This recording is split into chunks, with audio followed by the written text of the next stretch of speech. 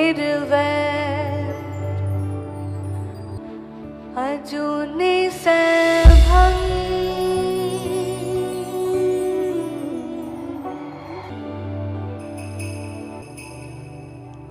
आद सच जुगाद सच।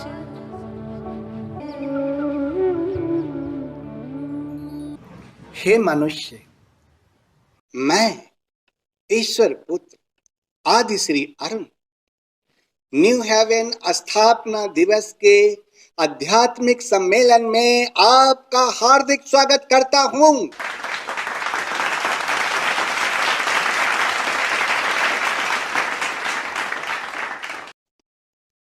हे मनुष्य, तीनों लोकों में सबसे शक्तिशाली ईश्वर पुत्र आदि श्री अरुण तुम्हारे पास है, फिर भी तुम डरते हो। जो तुम्हें डराता है, चाहे गरीबी हो, चाहे बीमारी हो, चाहे निराशा हो, चाहे थकावट हो, चाहे जो कुछ भी हो, जिस बात से तुम्हें डर लगता हो, जो भी तुम्हारे लिए मुसीबत बन बैठा हो, उससे भी बड़ा है तुम्हारा ईश्वर पुत्र आदि श्री अरुण जो तुम्हारे अंदर बैठा है।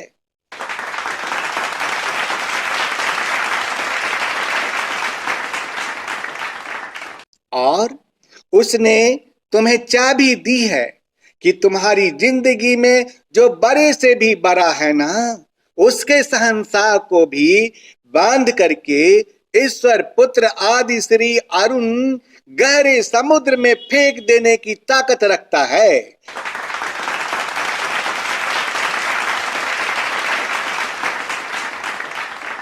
ईश्वर पुत्र आदि श्री अरुण तुमको यह चाबी दी है कि जो आपको दुख देने वाला है, जो आपको परेशान करने वाला है, जो आपको डराने वाला है, उससे भी बड़ा है जो शहंशाह, उसको भी तुम बांध कर फेंक सकते हो ताकि वो तुम पर और तुम्हारे जीवन में कोई उपद्रव नहीं कर सके।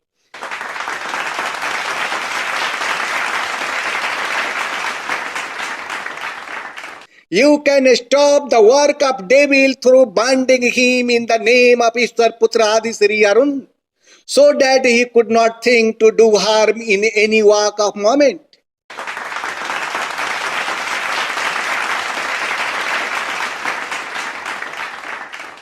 अभय धाम, जिसको न्यू हेवन या नारायणागिरी कहते हैं, आज के ही दिन उसको स्थापित किया गया था, जिसका मुख्य उद्देश्य था पृथ्वी के 12 गोत्रों में से परमेश्वर के 1,44,000 भक्तों को निकालकर परमेश्वर के सिंहासन तक पहुंचा दिया जाए और वे शैतान के हाथों बद्ध होने से बचाया जा सके। क्योंकि शैतान 12 गोत्रों से अलग किए गए भक्तों को मार देना चाहता है, इसीलिए वे परमेश्वर के सिंहासन के पास पहुंचा दिया जाए ताकि वे परमेश्वर के द्वारा 3.5 साल तक पाली जाए। धर्मशास्त्र प्रकाशित वाक्य अध्याय 12 का श्लोक 3 से 6 उलट करके देखो।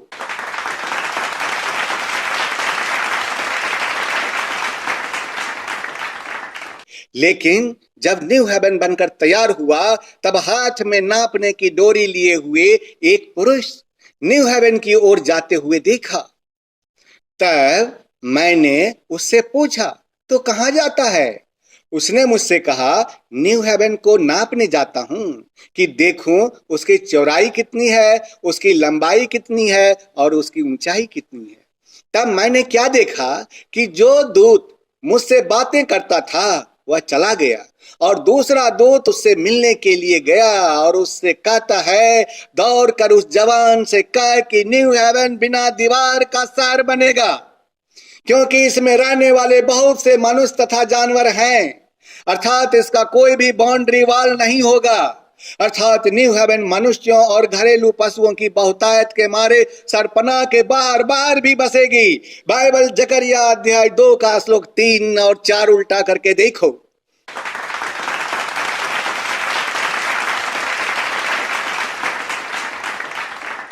तब मैंने पूछा कि परमेश्वर का भवन किस स्थान पर बनेगा, और लोग मुझसे पूछेंगे तो मैं उनसे क्या कहूंगा?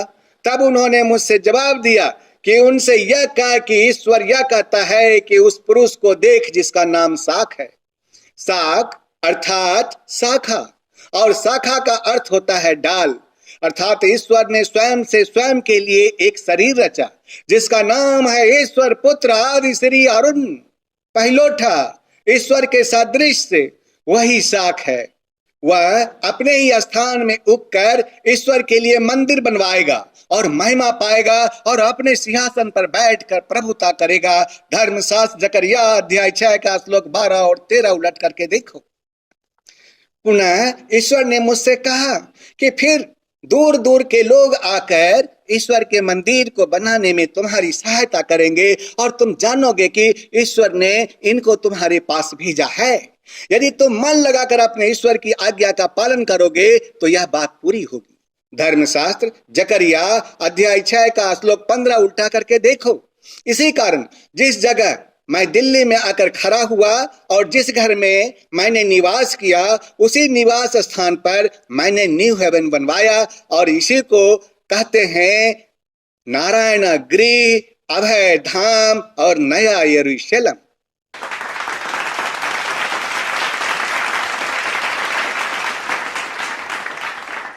अब रामनगर में भी परमेश्वर का दूसरा भवन बनाने की तैयारी शुरू हो चुका है जिसका नाम रखा गया है कल्की धाम, जो अयोध्या से 250 किलोमीटर की दूरी पर स्थित है।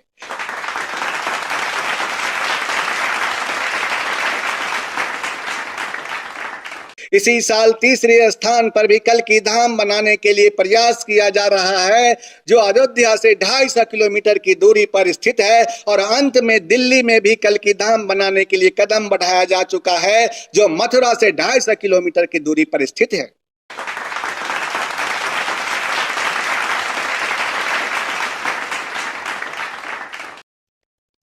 मैंने परमेश्वर से पूछा कि दिल्ली में कल्की धाम कब बनेगा। तब ईश्वर ने जवाब दिया कि यदि तुम इसी तरह मन लगाकर अपने परमेश्वर की आज्ञा का पालन करते रहोगे तो दिल्ली में भवन बनाने का यह काम पूरी होगी। इस प्रकार 4 धाम बनकर शीघ्र ही तैयार हो जाएगा।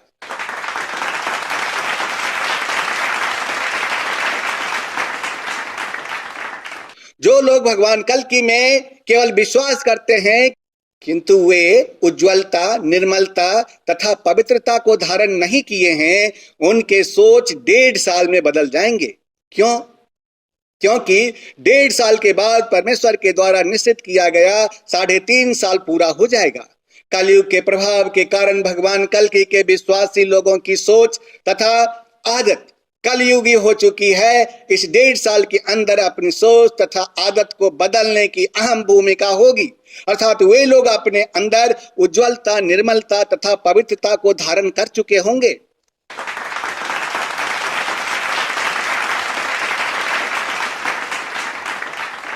वर्तमान समय में लोगों की जो सोच और जो आदत है, इस आधार पर वे ईश्वर के साथ बिना मरे निज धाम नहीं जा सकते। मरणहार देह के अनुसार नहीं चल करके वे अमरता वाली देह धारण करेंगे और इसके लिए ईश्वर पुत्र आदि श्री अरुण आप सबको अमरता वाली शरीर धारण करा देने के लिए तैयार हैं ताकि आप सभी भगवान कल्की जी के साथ बिना मरे निज धाम के लिए प्रस्थान कर सकें।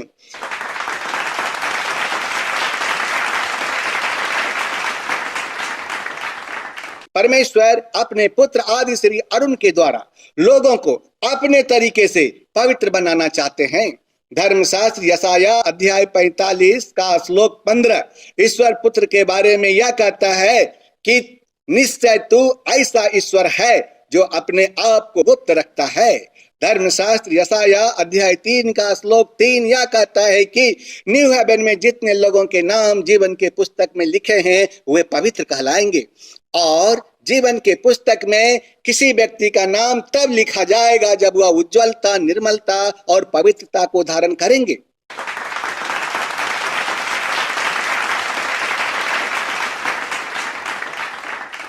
ईश्वर पुत्र के इस काम को पूरा करने के लिए धरती पर एलिया और मूसा आया है जिसको ईश्वर ने आश्चर्यजनक ताकत दी है।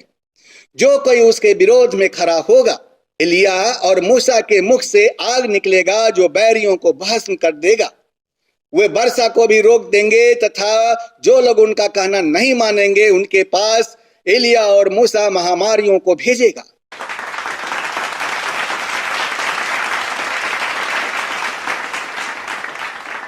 हे मनुष्य, इसीलिए यदि आदि श्री अरुण आज आपको कुछ सिखाए तो उसको सीखने में विलंब नहीं करना।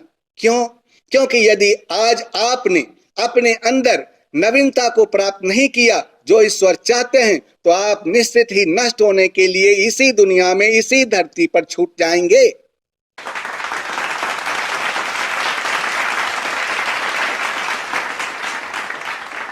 हे मनुष्य, आज जरा आप सोचो, आप 8वीं क्लास पास कर गए तो क्या आप 8वीं क्लास में ही बैठे रहोगे?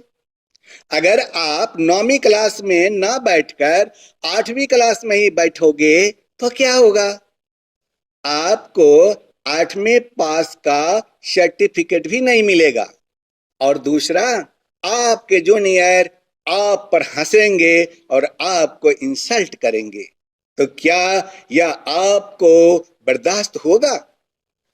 यही कारण है कि ईश्वर पुत्र समय और परिस्थिति के आधार पर आपको प्रमोट करते हैं और आपको आगे ले जाते हैं। यदि आप आगे जाने के लिए तैयार हो जाएं तो आप 9वें क्लास में आ जाएंगे, यानी कि आप उस मुकाम पर पहुंचा दिए जाएंगे जहां भगवान कल्कि के आगमन के समय में भगवान कल्कि के साथ आप निज धाम जा सकें।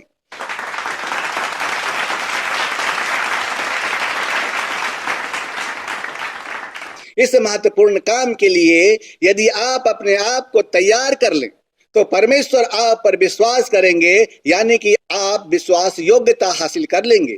जब आप परमेश्वर का विश्वास योग्यता हासिल कर लिए तो आप निश्चित ही भगवान कल्कि के साथ निज धाम जाएंगे।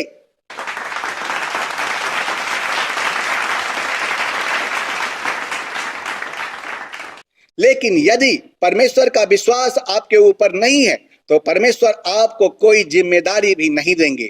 जिसको भगवान बार बार देखते हैं कि जिसको बार बार काम सौंपा गया लेकिन वह एक बार भी नहीं किया, 2 बार भी नहीं किया, 3 बार भी नहीं किया और हर बार बहाना किया, तो चौथे बार भगवान उसको काम नहीं देंगे।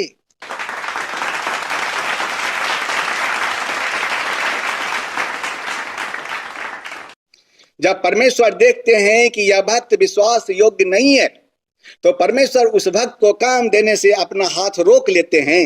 अब प्रश्न यह उठता है कि क्या परमेश्वर आप पर विश्वास कर सकता है? परमेश्वर जिस जवाबदेह काम के लिए आपको खड़ा करेंगे तो क्या आप उसे पूरा करेंगे? यदि परमेश्वर आपको विश्वास योग्य नहीं पाते हैं तो आप जो कर रहे हैं उसे वे करते रहने देंगे। वे आपसे नाराज भी नहीं होंगे, परंतु आप पर विश्वास नहीं करने के कारण आपके ऊपर कोई जवाबदेही भी नहीं दी जाएगी। मेरी बात फिर से सुनिए, यदि आप परमेश्वर का विश्वास नहीं जीतिएगा तो परमेश्वर आपसे नाराज भी नहीं होंगे, वे आपको दंड भी नहीं देंगे, लेकिन आपको जवाबदेही भी नहीं देंगे।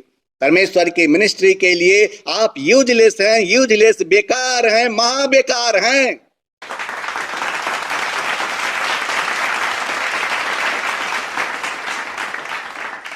इसीलिए आप इस बात पर चौकस रहना कि परमेश्वर आप पर विश्वास करे।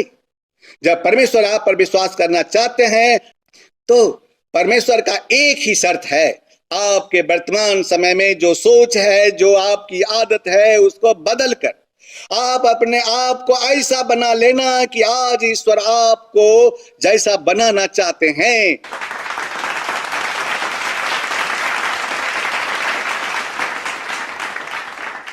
जो पुराने लोग हैं वे अपने आप को परमेश्वर की आज्ञा में अपने आप को बढ़ाने के लिए तैयार हैं, तभी परमेश्वर आप लोगों को जिम्मेदारी देंगे। यदि आप नहीं बदलेंगे और कसम खा चुके हैं कि हम तो नहीं बदलेंगे, तो परमेश्वर नए लोगों के द्वारा नया काम शुरू करेंगे जिसके प्रति आपकी कोई भागीदारी भी नहीं होगी। परमेश्वर अनेक बार अनेक तरह से आपको उदाहरण दे करके समझा चुके हैं, लेकिन उन्होंने जब यह देखा तब परमेश्वर छोटे छोटे बच्चों से बात करना शुरू किया। लेकिन उन्होंने जब यह देखा कि आप सुनने के लिए तैयार नहीं हैं तथा आप कोई भी जवाबदेही अपने ऊपर नहीं ले रहे हैं, तब परमेश्वर छोटे छोटे बच्चों से भी बात करना शुरू कर दिए हैं, क्योंकि आप उलझे हुए हैं, आप अपनी समस्याओं में, आप अपने परिवारों में, आप अपने घर के कामकाज में, आप अपने बिजनेस में और आप अपने समाज के नियम और व्यवस्थाओं में।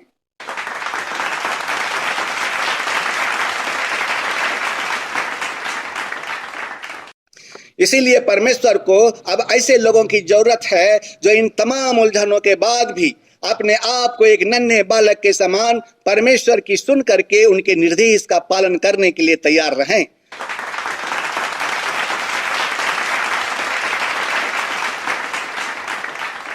अब यहाँ पर दो ऑप्शन है।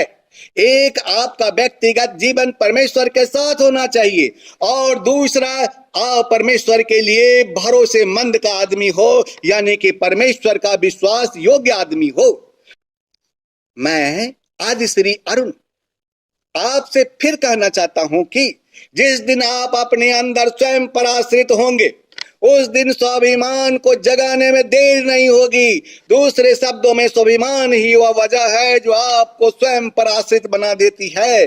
फिर आप गैर को अपना रिपोर्ट देना नहीं चाहेंगे, किसी गैर से शिक्षा पाना नहीं चाहेंगे, और आप ही स्वयं कर्ता धर्ता बन करके ईश्वर के सामने आना चाहेंगे। लोगों में यह बीमारी 2012 से ही शुरू हो गई थी। इसी घटिया सोच के कारण लोगों के दिमाग में जो आंदोलन बहुत पहले आ जाना चाहिए था, वह आज तक रुका रहा। परमेश्वर लॉकडाउन लाने के बाद तथा बहुत से लोगों को विश्राम देने के बाद एक ऐसा स्केच बना रहा है जिसको आज आप सेवा समझ रहे हैं, सेवा। अंत के दिनों में ये वाला जो मॉडल है, आपका कुछ भी हो सकता है, परंतु परमेश्वर इस धरती के अंदर प्रेरताई सूझबूझ, भविष्यवक्ता कार्यालय वाली सूझबूझ को डालने के द्वारा संपूर्ण धरती को एक संदेश देना चाहता है। आप इस फ्रेम में होकर के काम करेंगे, या परमेश्वर की इच्छा है। यदि आज कोई व्यक्ति इस परमेश्वर के स्केल के अनुसार अपने आप को ढाल करके उसकी कार्य प्रणाली को तोड़ने ममोड़ने में और स्वयं को उस लायक बनाने में प्रयास करे, तो कल आने वाली आंदोलन की क्रांतिकारी सदस्य आप भी बन सकते हैं।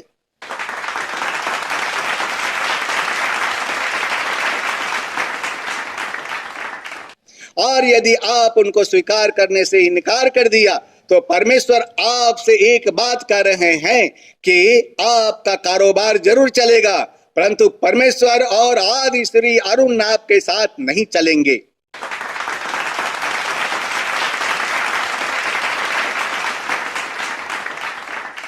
आप परिश्रम बहुत करेंगे, परंतु अच्छा रिजल्ट आपको बहुत कम मिलेगा।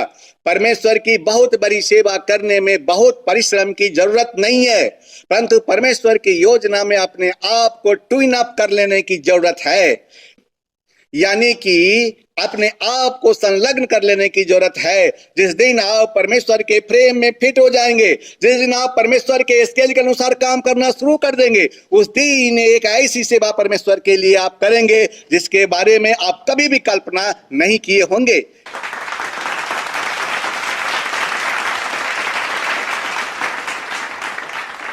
क्या आप जानते हैं कि इस दुनिया में सबसे ज्यादा परेशान कौन से लोग हैं?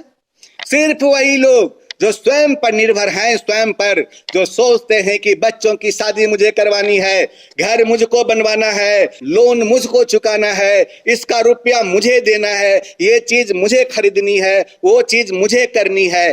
परमेश्वर सेल्फ डिपेंडेंट और काम की डिपेंडेंट के बीच जो चीज है, वो आप हो, आप ईश्वर पुत्र आदि श्री अरुण, और परमेश्वर उससे आपको हटाने की कोशिश करता है। परमेश्वर ऐसा इसलिए करते हैं ताकि आप जीरो हो जाओ, जीरो, और केवल परमेश्वर पर निर्भर होना सीख जाओ।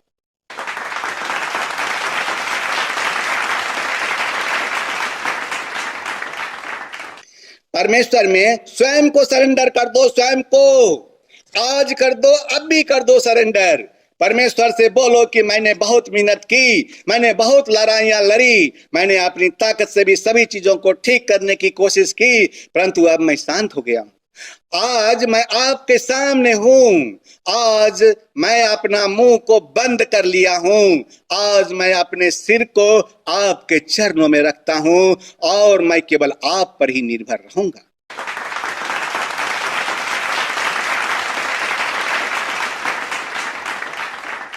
हे मनुष्य, अब जो होने वाला है वह बहुत ही बुरा है, बहुत ही बुरा। कली पुरुष के द्वारा निर्धारित राजनीति जिससे कि वह संपूर्ण धरती पर शासन करेगा, शरीरधारी व्यक्ति को धरती का राज्य देगा, तो आप जान लीजिए कि उस व्यक्ति को कहा जाएगा विनाश का पुत्र। कली पुरुष इस धरती को नाश करने के लिए इस विनाश के पुत्र का उपयोग करेगा। उपयोग धर्मशास्त्र प्रकाशित वाक्य अध्याय 13 का श्लोक 2 यह कहता है कि शैतान ने अपनी सामर्थ्य, अधिकार, सिंहासन और बड़ा अधिकार उसको दे दिया।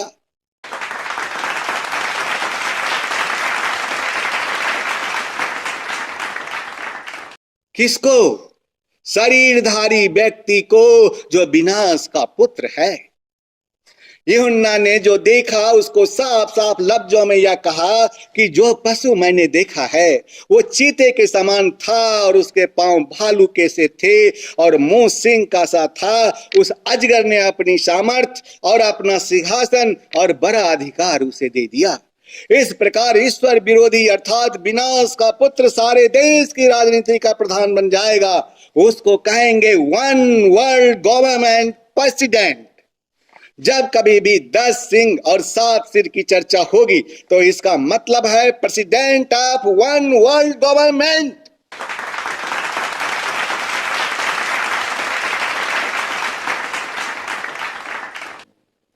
कली पुरुष छिपकर मृत्यु का तांडव नृत्य देखना चाहता है।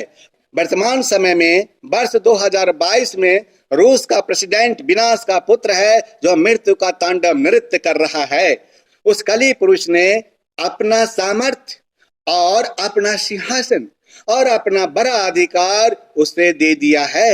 यानी कि वर्तमान समय में वर्ष 2022 में रूस का प्रेसिडेंट जो विनाश का पुत्र है उसको कली पुरुष ने अपनी सामर्थ्य, अपना सिंहासन और बड़ा अधिकार उसे दे दिया। आप ऐसा समझो। यही कारण है कि कोई भी देश उसके विरोध में और यूक्रेन के फेवर में युद्ध करने के लिए खड़ा नहीं होता है और वह शान से, कौन? रूस का प्रेसिडेंट यूक्रेन के विनाश का तांडव नृत्य कर रहा है और दूसरे देशों को भी धमकी दे रहा है कि वे इसके तांडव नृत्य करने में बाधा नहीं डालें।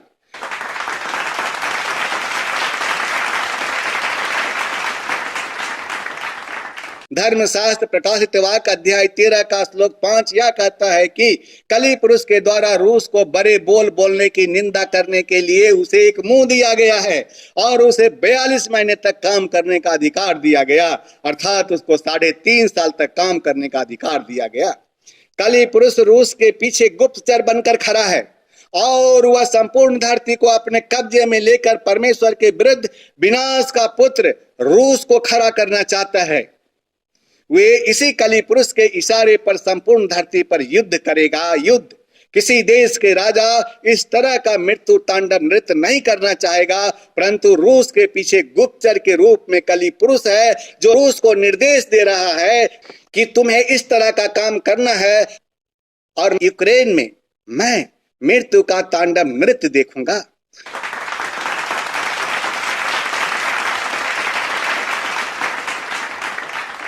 वर्तमान समय में एक ऐसी अदृश्य शक्ति के हाथ में सारा बागडोर है जो विनाश का पुत्र को निर्देश दे रहा है कि तुम महायुद्ध लड़ो। उस अदृश्य शक्ति के बारे में किसी को पता नहीं है कि वह अदृश्य शक्ति आखिर है कौन।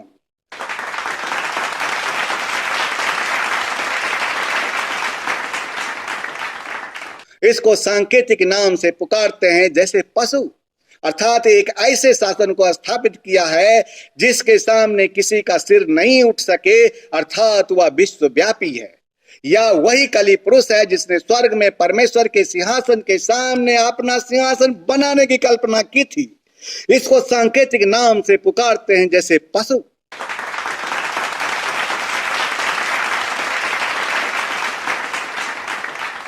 यूहन्ना देखता है कि उस पशु के ऊपर एक वेश्या बैठी है। धर्मशास्त्र प्रकाशित वाक्य में इसकी भविष्यवाणी की गई है। अब प्रश्न यह उठता है कि पशु के ऊपर वेश्या है कौन और वेश्या का अर्थ क्या होता है। वेश्या बैठी है पानियों पर।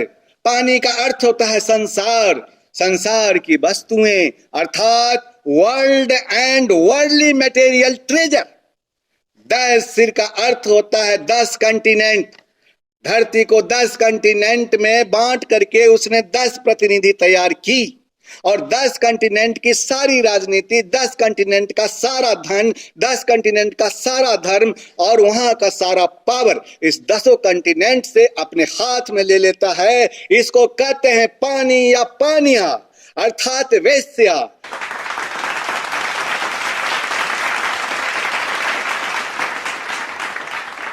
इसमें 4 चीजें आएगी, एक धर्म, एक राजनीति, एक पावर यानी कि 1 पावर और 1 मनी अर्थात 1 करेंसी जिसको कहते हैं फाइनेंस। ये चारों महत्वपूर्ण चीज हैं जिसको यूनाइट किया जाएगा, जिसको सारी दुनिया व्यवहार में ला रही है। मनी एक्सचेंज के द्वारा संपूर्ण संसार के करेंसी को एक करेंसी में बदलकर संपूर्ण विश्व का रुपया एक सिस्टम के काम में लाया जाएगा। स्त्री की चर्चा की गई है। उस स्त्री का अर्थ है कली पुरुष के दूसरी दूषित रणनीति रूप योजना के अंतर्गत विनाश के पुत्र को यह अधिकार दिया गया है कि उसके बुद्धि का नियंत्रण करे इसी स्त्री के द्वारा, अथवा उसके बुद्धि का नियंत्रण इसी आत्मा के हाथ में है अर्थात इसी स्त्री के हाथ में है।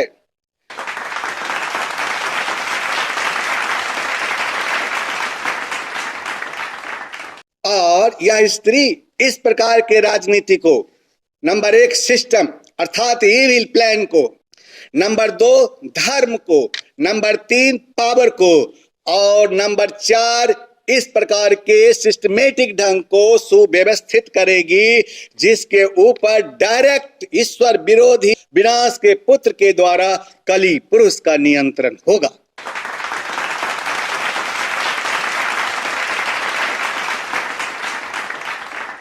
इसीलिए अब समय आ गया है कि आप देखेंगे कि जाति पर जाति और राज्य पर राज्य चढ़ाई करेंगे। बड़े बड़े भूकंप होंगे, जगह जगह अकाल पड़ेगी, जगह जगह महामारियां फैलेगी और आकाश में भयंकर बातें सुनने को मिलेगा और बड़े बड़े चिन्ह प्रकट होंगे ताकि धर्मशास्त्र लूका अध्याय 21 का श्लोक 10 और 11 की भविष्यवाणी पूरी हो जाए।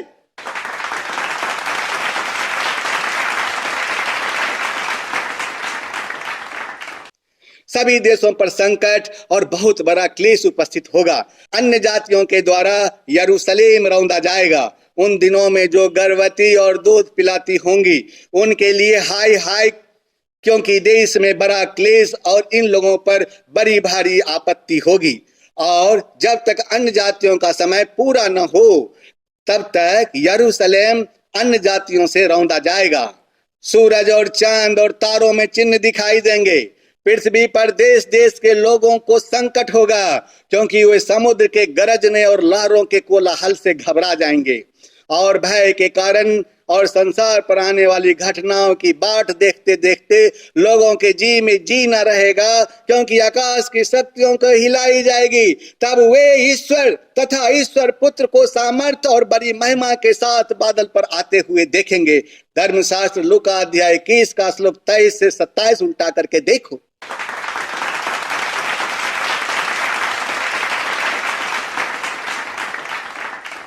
जिन लोगों के कान में परमेश्वर की बात ईश्वर पुत्र आदि श्री अरुण भविष्यवक्ता अर्थात एलिया, प्रेरित अर्थात मूसा के द्वारा पढ़े तो हैं, परंतु इनकी बातों को अनसुना कर दिए हैं और ढिठाई से अपनी बुद्धि के द्वारा ईश्वर विरोधी काम कर रहे हैं, तो उनके लिए वह बड़ा ही भयानक दिन होगा।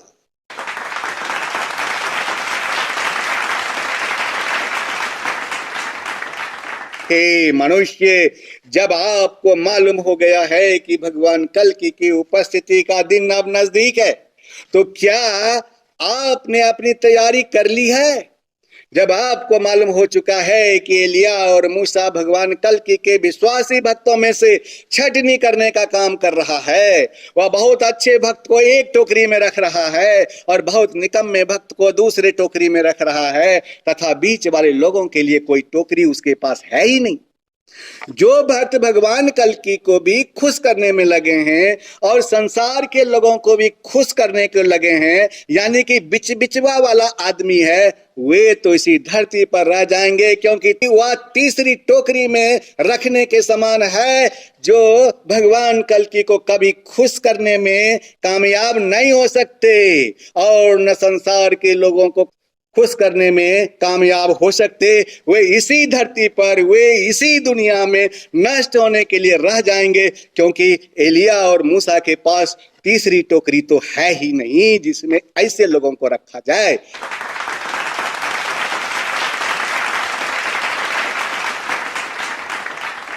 जिस टोकरी में अच्छे भक्त हैं, ईश्वर केवल उसी को अपने साथ ले जाएंगे। अब फैसला आपको करना है, आपको, कि क्या आप भगवान के साथ निजधाम जाना चाहेंगे या इसी दुनिया के मेले में रल मिल करके नष्ट हो जाना चाहेंगे।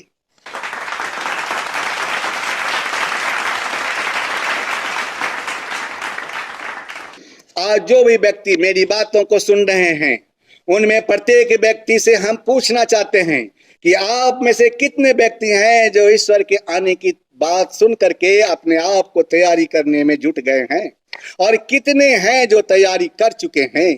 क्या आप जानते हैं कि बारात आने से पहले, अर्थात दुल्हा के आने से पहले, लड़कियां मेकअप करने के लिए सबसे कॉस्टली ब्यूटी पार्लर में क्यों जाती है, और ब्यूटी पार्लर से निकलने के बाद उनकी खूबसूरती काफी निखर जाती है, चेहरे के दाग धब्बे भी दिखाई नहीं पड़ते। तो क्या आपने अंतःकरण के दाग धब्बे को मिटा लिया है, क्योंकि आपका दूल्हा, आपका ईश्वर भगवान कल्कि जी आ रहे हैं?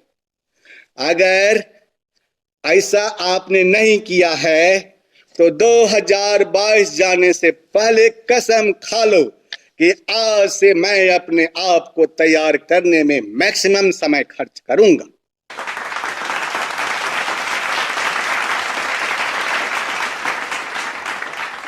धर्मशास्त्र प्रकाशित वाक्य में यूहन्ना यह कहता है कि तैयारी कर, क्योंकि दूल्हा आ रहा है।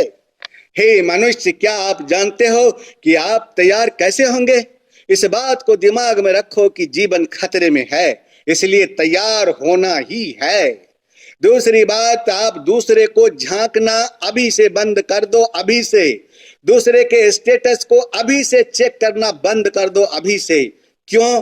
क्योंकि दूसरे के जीवन को जानने में आप इतना तल्लीन हो गए हो कि आप स्वयं को भूल चुके हो।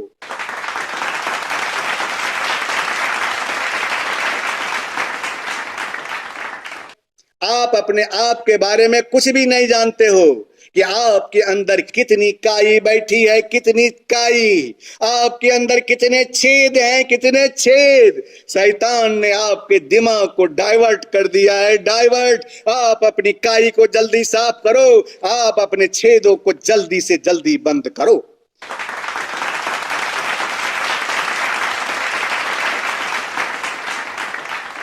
अगर यदि तैयार होना है तो दूसरों के जीवन में ताका झांकी अभी से, इसी वक्त से बंद करो, नहीं तो तुम कभी भी तैयार नहीं हो पाओगे, कभी भी नहीं। ईश्वर पुत्र ने क्यों कहा लूत की पत्नी को देखो और याद करो? ईश्वर ने कहा कि आगे देखो। लूत बूढ़ा होने के बावजूद भी आगे देखा और पहाड़ पर चढ़ गया, लेकिन लूत की पत्नी ईश्वर की बात को नहीं मानी। वह पीछे मुड़ के देखी और वह नमक का खंभा बन गई। इसीलिए ईश्वर ने कहा कि लूत की पत्नी को देखो और उसको याद करो, कहीं ऐसा ही हाल तुम्हारा भी ना हो जाए।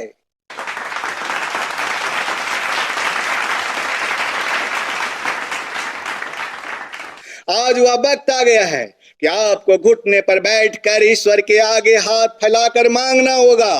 आप ईश्वर से कहें कि मैं अपवित्र हूं, हे ईश्वर मुझको पवित्र बना, मुझे अपनी आत्मा से भर, मुझको स्वच्छ और निर्मल बना, ताकि मैं 2022 के आगे तक तेरे लिए जी सकूं।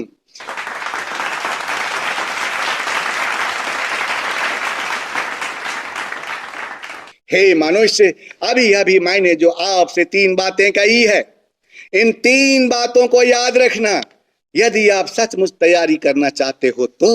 हे मनुष्य, यह ईश्वर पुत्र आदि श्री अरुण आपसे यह कहता है कि सारा संसार कली पुरुष अथवा शैतान के वश में है।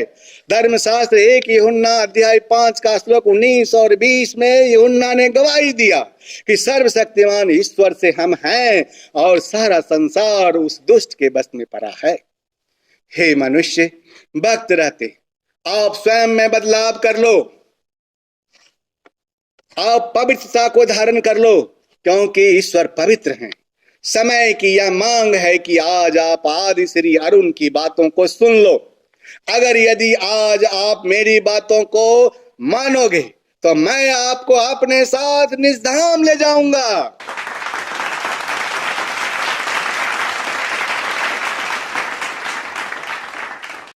अगर यदि आज आप मेरी बातों को मानोगे तो मैं आपको बिना मरे इसी शरीर में शरीर सहित विदाउट डेथ हनोक की तरह, एलिया की तरह, मीरा की तरह, सीता जी की तरह आपको अपने साथ निजधाम लेकर के जाऊंगा।